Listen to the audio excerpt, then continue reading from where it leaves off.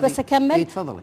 الحين الولد لما يحطوا له او يذبحوا له العقيقه باسم الام ولا باسم الاب؟ لما ينادى يوم القيامه ينادى باسم الام ولا باسم الاب؟ الام ينادى.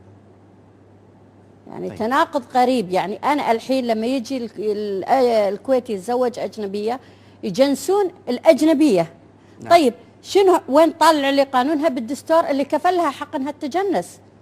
يعني هي مي محتاجه انها تتجنس، زوجها ماخذ البيت وعيالها كويتيين، ليش تجنس 72,000 وحده خلال 10 سنوات؟ 72,000 آسيوية تجنست خلال 10 سنوات. مختلف الجنسيات ولا آسيوية؟ لا، يقال انها آسيوية هذه.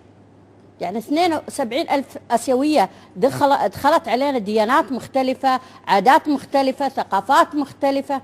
طيب ابن الكويتية ما هي أم كويتية، ولما تاخذ الجنسية تاخذ كل المميزات. أي ليش تجنسها؟ شنو هي محتاجة؟ محتاجة البيت، الزوج ياخذ بيت، عيالها تبي يتوظفون، عيالها كويتيين.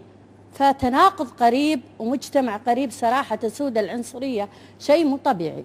طيب عفوا، اذا انا مثلا زوج خليجي او عربي تزوجت كويتيه، عيالي ابيهم يسجلون باسمي انا ايا كانت جنسيتي، شو الحل؟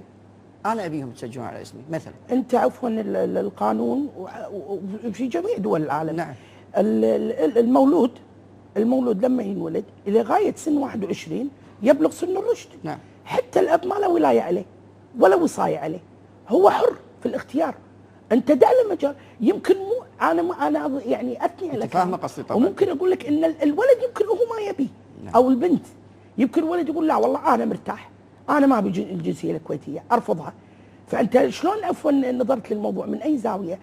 الانسان لما يبلغ سن الرشد فهو حر في الاختيار، حر في الاختيار. الله سبحانه وتعالى اعطاه هذا الحق، والقانون اعطاه هذا الحق.